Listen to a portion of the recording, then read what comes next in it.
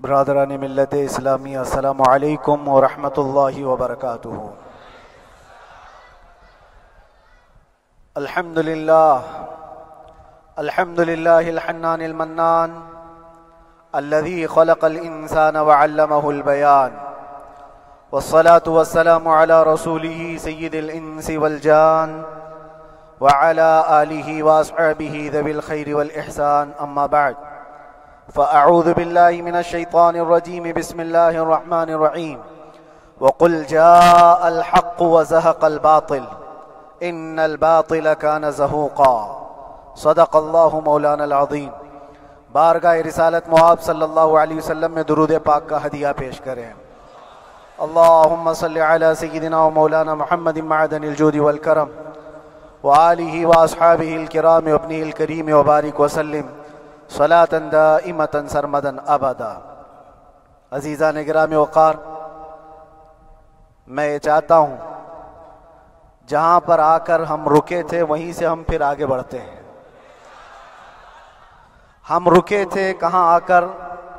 کچھ دیر کی خاموشی ہے، اس کے بعد ہم آگے بڑھتے ہیں، اس لیے کہ مجھے کوئی شعر اب یاد کرانے کی ضرورت نہیں اور نہ ہی کسی کے سامنے کچھ بولنے کی ضرورت ہے۔ حالات تو ایسے تھے کہ جو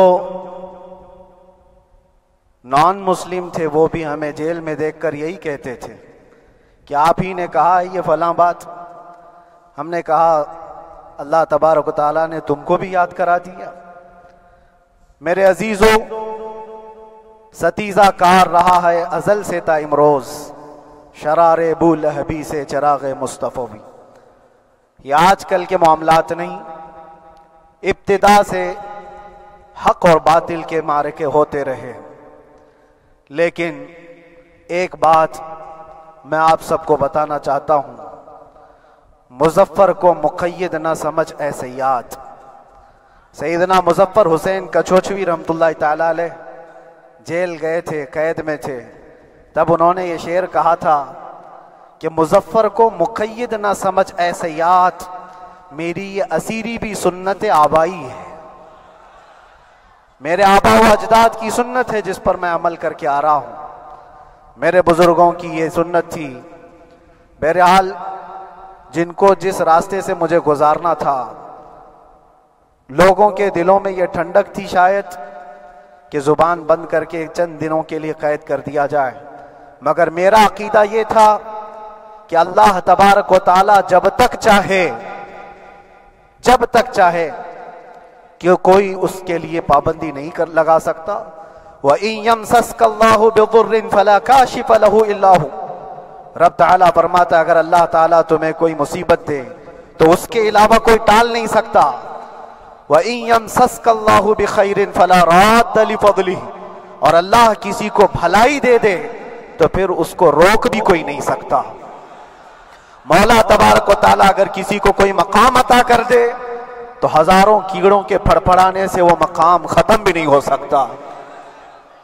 اللہ تبارک و تعالیٰ جس کو بڑھانا چاہے اس کے لیے کوئی راستہ رکاوٹ نہیں بن سکتا۔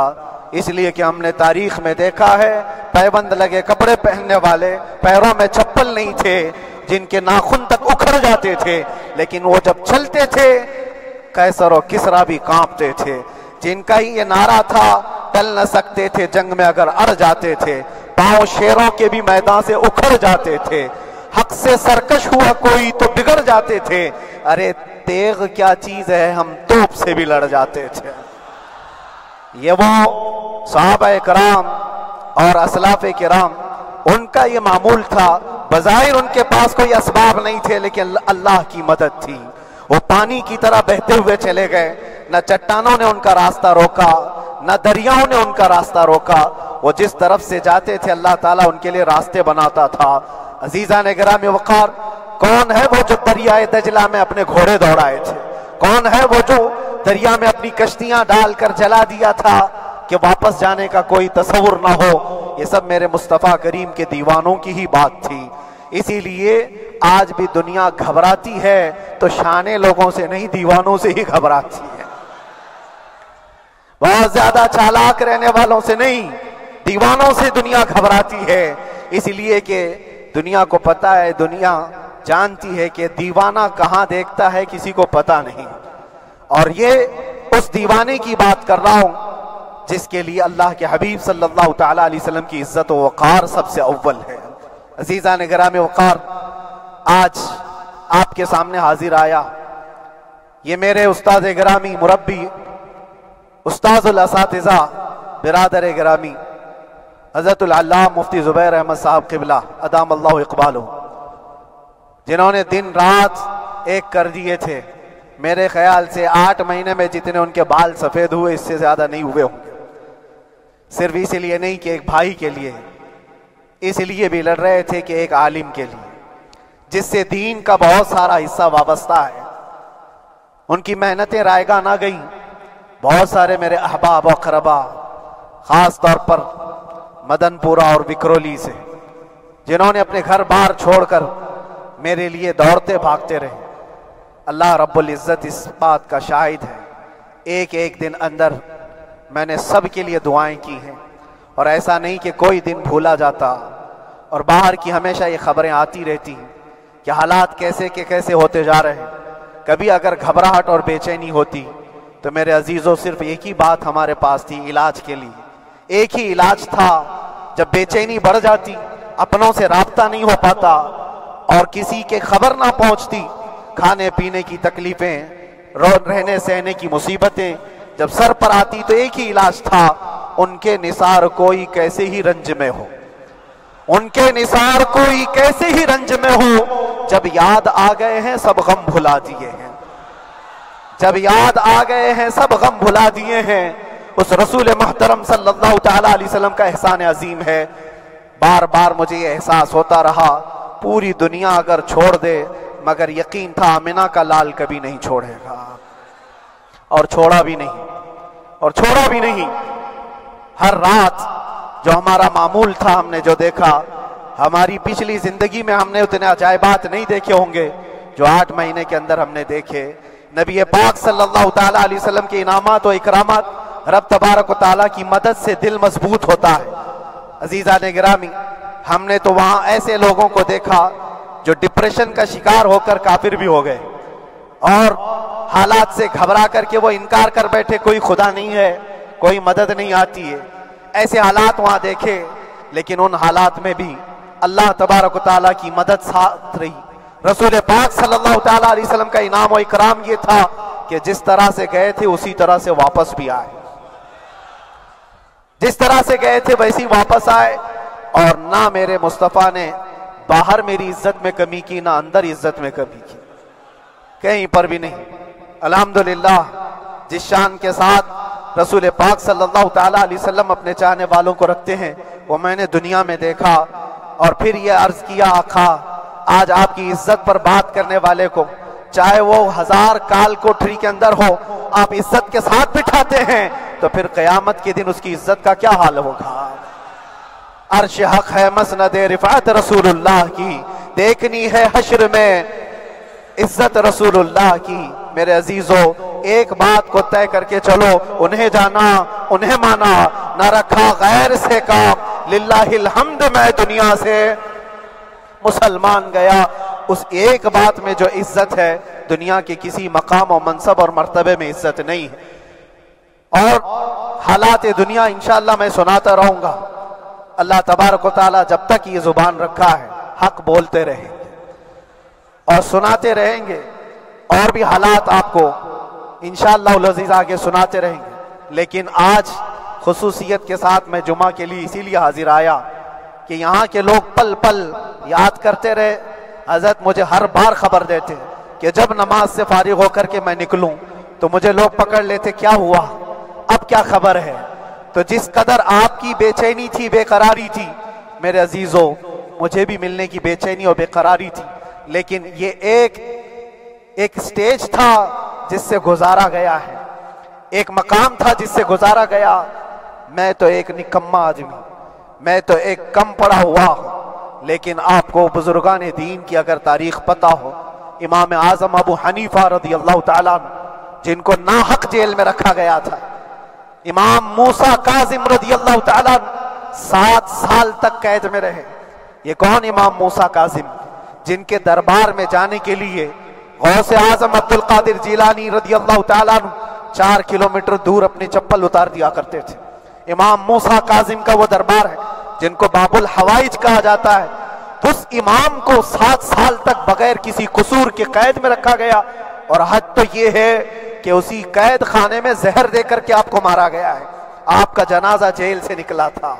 امام احمد بن حنبل جن کو 5 لاکھ حدیثیں یاد ہیں نبی پاک صلی اللہ تعالیٰ علیہ وسلم کی، بغداد کے سر بازار آپ کو ننگی پیٹھ پر کوڑے مارے گئے۔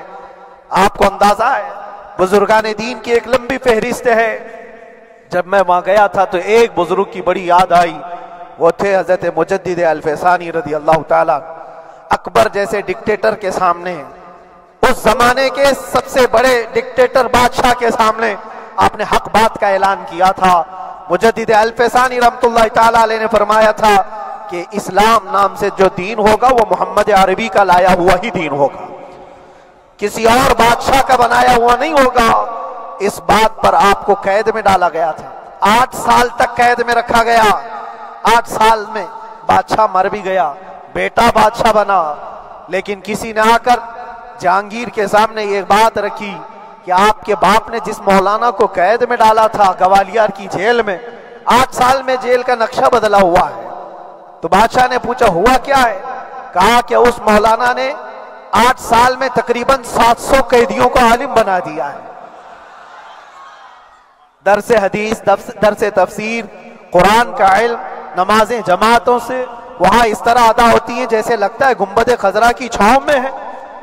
رب تبارک و تعالیٰ کا یہ احسان عظیم تھا۔ ان 8 مہینوں میں بحمدہ تعالیٰ میں نے اپنی لائف میں کبھی اتنی امامت نہیں کی تھی جتنی وہاں امامت کیا، اس لیے کہ پابندی نہیں ہو پاتی۔ جب جب امام رہا مسجد میں چھٹیاں ہوا کرتی تھی، ادھر ادھر آنا جانا، لیکن وہاں پر کبھی کسی نماز میں چھٹی نہیں ہوئی۔ اور امامت اللہ تبارک و تعالیٰ کو جہاں لینا ہے وہاں لیتا رہے۔ اور مجھے اس بات کا تھوڑا قلق تھا، 24 سال سے میں تراویح سنا رہا تھا، 24 سال، 24 تراویح ہو چکی تھی، رمضان المبارکہ 24 گزر چکے تھے، 25واں سال تھا، ظالموں نے مجھے رمضان سے پہلے اندر کر دیا۔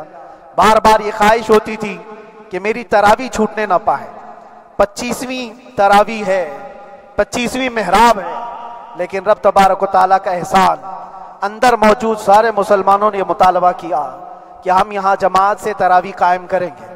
اور اب تک لوگ الم تری کیف والی تراویح کبھی کبھار پڑھ لیا کرتے ہیں، لیکن سارے لوگوں نے مل کر کے یہ اتفاقاً کہا کہ ہم پورا قرآن آپ سے سننا چاہتے ہیں۔ کیسے کیسے قیدی تھے، کیسے کیسے کرائم والے تھے۔ میں نے کہا آج میں ایک دن پڑھاتا ہوں، ایک پارہ پڑھوں گا، آپ کو اگر لگے تو بتا دینا، بھاری پڑ جائے، کیونکہ لوگ سارے کرمنل ہیں اور کئی طرح کے جرائم کیے ہوئے لوگ ہیں۔ نماز دین سے کہاں زیادہ رشتہ، کہاں ہو سکتا ہے یہ گھبرا کر بھاگ جائیں۔ ایک دن پڑھاؤں گا، اگر آپ کو لگے تو بول دینا، نہیں تو کل سے الحمد للہ۔ پہلے دن تراویح پڑھا ہے، دوسرے دن سارے لوگوں نے کہا آپ نے ایک پارہ پڑھایا ہے، سحری تک بھی پڑھائیں گے تو انشاءاللہ کھڑے رہیں گے۔ یہ جو استقامت، یہ ساری چیزیں دلوں کا جمع ہونا اور ہماری طرف دلوں کو پھیر دینا بغیر اللہ کی مدد کے نہیں ہوتا، رسول پاک صلی اللہ تعالیٰ علیہ وسلم کے کرم و احسان کے بغیر نہیں ہوتا۔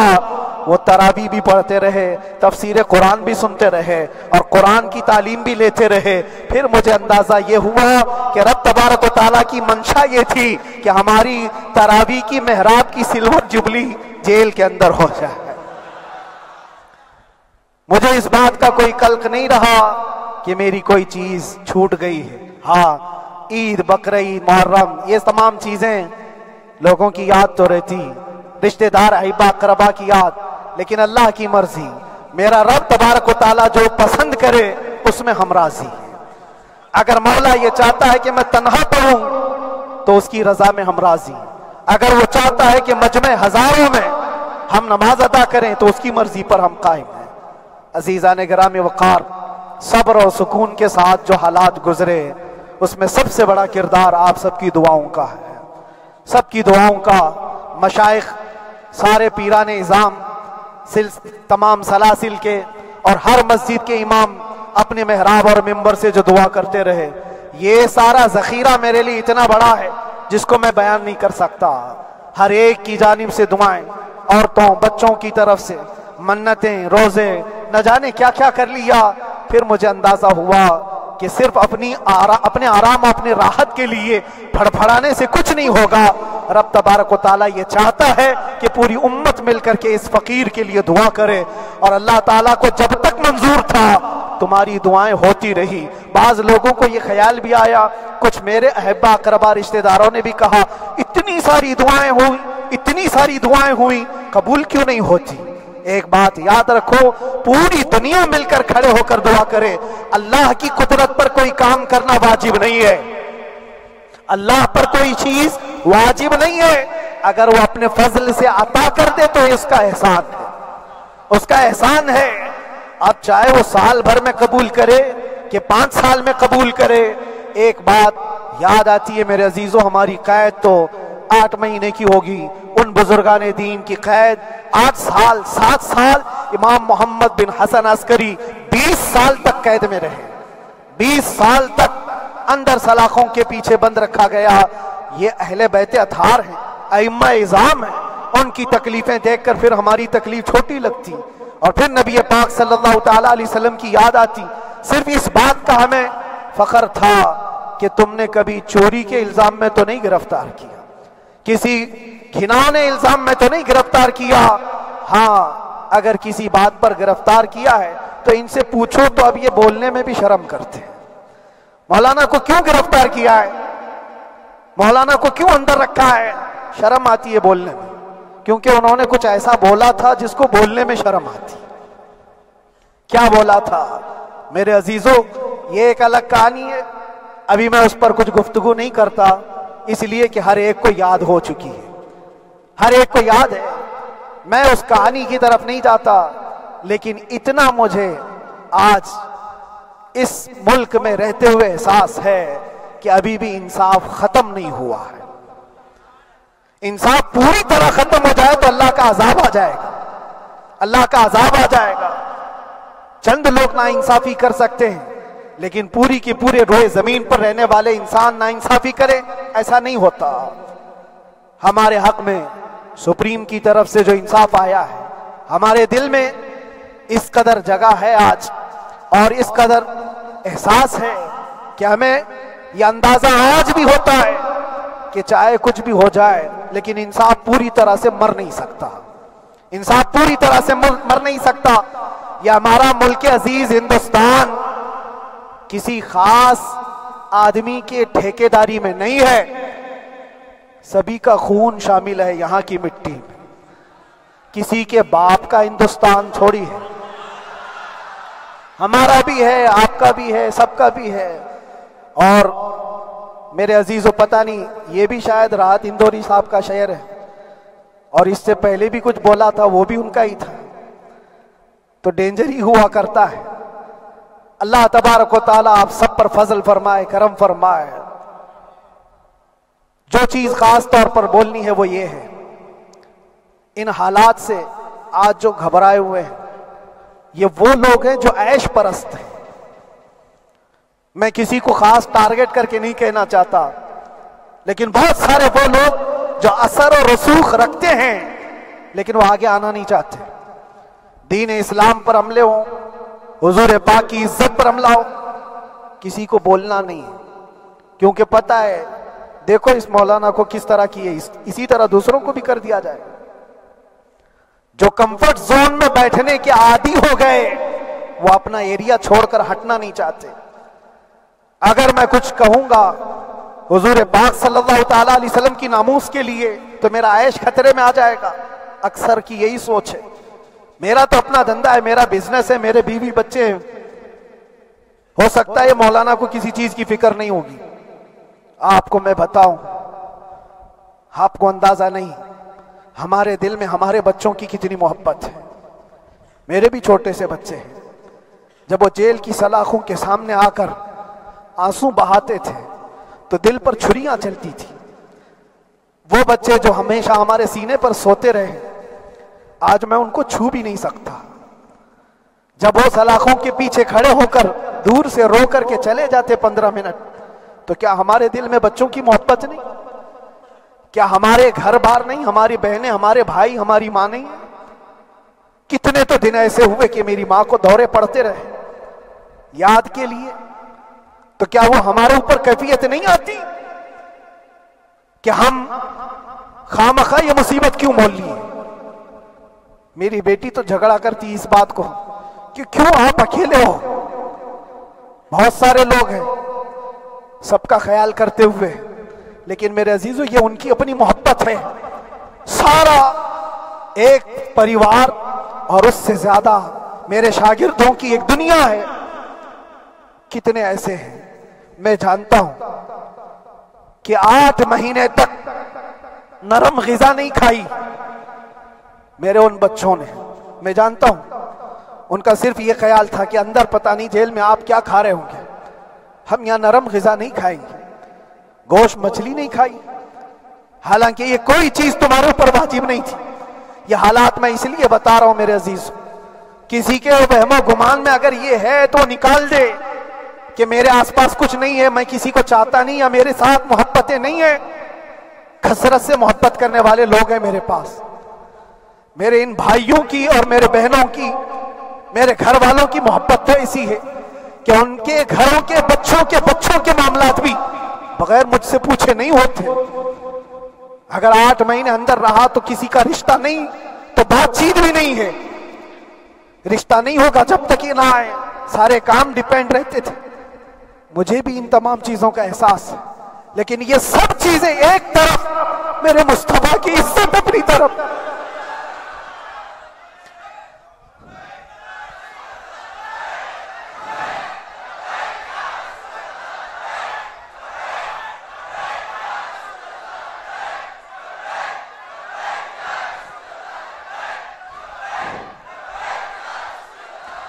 میرے عزیزوں, ہر ایک کے آنسوں کے قطرے میں نے دیکھے, بھائیوں کے, بہنوں کے, میرے پاس ملنے کے لیے میرے جو شاگرد آتے ان کے. یہ اکثر جب جیل کی دیوار پر آ کر کھڑے ہوتے, ان کی آنکھیں لال, یہ آنسو بہاتے 15 منٹ ملاقات کر کے چلے جاتے. آپ کو کیا اندازہ ہے اندر کے حالات ایک دن 1 سال کے برابر لگنے لگتا ہے. گھٹتے رہتے, لیکن ایک بات کا احساس بار بار ہوتا کہ یہ ساری محبتیں ایک طرف ہے, لیکن ہم جس کے لیے کھڑے ہوئے ہیں اس کی محبت میں کوئی سمجھوتا نہیں, اس کی محبت میں کوئی سمجھوتا نہیں. ایمان اسی کا نام ہے, لا یؤمن احدکم حتی اکون احب الیہ من والدہ وولدہ والناس اجمعین. تم میں سے اس وقت تک کوئی پورا مومن نہیں ہو سکتا جب تک کہ اپنی اولاد, اپنے مال دولت, اپنے ماں باپ, سب سے زیادہ اپنے رسول سے محبت نہ کرے. دعا یہی کرتے رہو جب حضور پاک کا معاملہ آئے تو ساری دنیا ایک طرف ہو جائے. میں نے ایک واقعہ پڑھا تھا اندر ہی, حضرت خالد بن ولید رضی اللہ تعالیٰ ایک قلعے پر اچانک حملہ آور ہوئے تھے. وہ قلعے میں موجود جو دشمنان اسلام تھے ان کی پارٹی چل رہی تھی. بڑے بڑے قالین, صوفے بچھے ہوئے, تشتوں میں قیمتی کھانے رکھے ہوئے تھے. خالد بن ولید کے ساتھ جو لشکر ہے یہ تو وہ غریب صحابہ تھے جو پیوند لگے کپڑے پہنتے, ایک کھجور پر پورا دن گزارتے. جب یہ اس قلعے پر حملہ آور ہوئے تو دشمنان اسلام جو تھے وہ مقابلہ کرنے کی ہمت نہ جٹا سکے, بھاگ گئے. سارا مال سب چھوڑ کر بھاگ گئے, بغیر کسی جنگ کے, بغیر کسی قتل قتال کے پورا قلعہ فتح کیا خالد بن ولید نے. اب سنو, جو صحابہ تھے وہ مال غنیمت جمع کر رہے تھے, کیونکہ یہ عرب کے لوگ ایسے مہنگے قالین نہیں دیکھے تھے, ایسے مہنگے صوفے, اتنی قیمتی غذائیں انہوں نے دیکھی نہیں تھی. سب جمع کرنے لگے, سب جمع کرنے لگے. خالد بن ولید نے کہا خبردار ہاتھ مت لگانا, سب ہٹ جاؤ. سب ہٹ گئے. چند صحابہ کو بلایا, یہ سب جمع کرو, اس کو آگ لگا دو. پورا مال غنیمت جو تھا آگ لگا دیا. تو جو صحابہ تھے وہ کہنے لگے کیا یہ اچھا ہوتا یہ سب میں آپ تقسیم کر دیتے؟ یہ بہت قیمتی چیزیں ہیں، عرب میں ہم لے جاتے تو یہ بہت مہنگی چیزیں ہیں۔ خالد بن ولید نے کیا کہا جانتے ہو؟ کہا اگر تم کو بھی ان تمام چیزوں کی عادت لگ جائے تو تم بھی ویسے ہی بھاگو گے جیسے یہ بھاگے۔ یہ آج جو ہمارا مقابلہ کرنے کی طاقت نہ لا سکے اور بھاگ گئے، اس کی وجہ یہ ہے کہ وہ عیش پرست ہے، عیاشی ان کے اندر تھی جس کی وجہ سے وہ کھڑے نہ ہو سکے، اور جب یہ عیاشی آئے گی تم کھڑے نہیں ہو سکو گے، کھڑے نہیں ہو سکو گے۔ آج میں یہی بات دہرانا چاہتا ہوں، جو بہت بڑے چہرے لے کر بیٹھے ہوئے ہوں، وہ سیاسی اثر اور رسوخ رکھنے والے بھی کمفرٹ زون میں رہنا چاہتے ہیں۔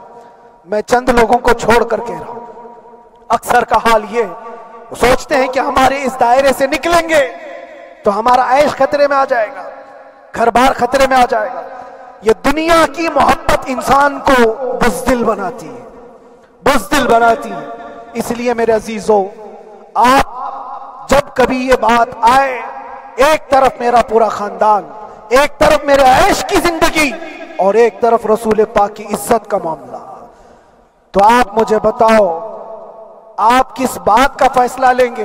اسی بات کا فیصلہ لینا ہوگا نبی پاک صلی اللہ تعالی علیہ وسلم کی عزت کی خاطر تمہیں اس بات کا فیصلہ لینا ہوگا۔ اپنا سب کچھ گنبد خضرا کل بھی تھا آپ، میرے نبی سے میرا رشتہ کل بھی تھا آپ، اور بتلا دو گستاخ نبی کو غیرت سنی زندہ ہے، ان پہ مر مٹنے کا جذبہ کل بھی تھا آپ۔ بس یہ جذبہ باقی رہے۔ ہم کسی کو لڑنے کے لیے، مرنے کے لیے، مارنے کے لیے میدانوں میں اتارنے کی بات نہیں کرتے۔ میں اکثر اپنی تقریروں میں کہا کرتا ہوں، یا آپ سے پہلے بھی کیا، اگرچہ میری تقریروں کو ڈائیورٹ کیا جاتا ہے، آج بھی بہت لوگ ہوں گے، بلکہ آج مدن پورہ کا یہ پہلا جمعہ ہے، مجھے اندازہ ہے پورا ہندوستان نہیں باہر بھی سب کی نظریں اس پار ہیں کہ آنے کے بعد یہ کیا بولتا ہے، آنے کے بعد یہ کیا بولتا ہے۔ سب اسی انتظار میں ہیں۔ میں سب کو ایک ہی میسج دوں گا، آنے کے بعد وہی بولے گا جو پہلے بولتا تھا۔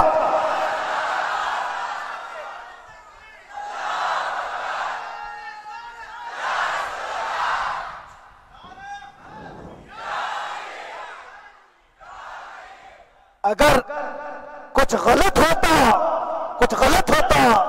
تو ہمارے اس ملک عزیز ہندوستان کی سب سے اعلیٰ عدالت یہ نہیں کہتی کہ ان کے اسپیچ میں کوئی ہیٹ مسئلہ نہیں ہے۔ وہ ہمیں اندازہ ہے میرے عزیزوں، ہاں جہاں غلطی ہوگی ہم بھرے اعلان کے ساتھ کہیں گے کہ ہم سے یہ غلطی ہو گئی، ہم سے یہ خطا ہو گئی، زبان پھسل گئی۔ لیکن جو چیز نہیں ہے تو اگر تم زبردستی اس کو کہو گے تو یہ ہم نہیں مانتے۔ ہاں بس اتنی دعا میرے حق میں کریں کہ جتنی بھی زندگی باقی ہے، جتنی زندگی باقی ہے، اللہ تبارک و تعالی حضور پاک کی محبت اور ان کی عظمت کی حفاظت کے لیے جیتے مرنے کی توفیق عطا فرمائے۔ ہمارا کام صرف اتنا رہ گیا، جو میسج دینا تھا وہ ہم نے دے دیا۔